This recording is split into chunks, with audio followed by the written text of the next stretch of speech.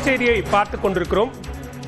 தற்போது சென்னை பனையூரில் நடைபெற்ற தாவைக்க சட்டமன்ற குழு உறுப்பினர்கள் கூட்டத்தில் சட்டமன்ற குழு தலைவராக தாவைக்க தலைவர் விஜய் தேர்ந்தெடுக்கப்பட்டிருக்கிறார். இந்நிலையில் அவர் ஆளுநரை சந்திக்க நேரம் கேட்டிருக்கிறார். கூடுதல் விவரங்களோடு இணைகிறார் சிறப்பு செய்தியாளர் செந்தில்ராஜா. விவரங்கள்.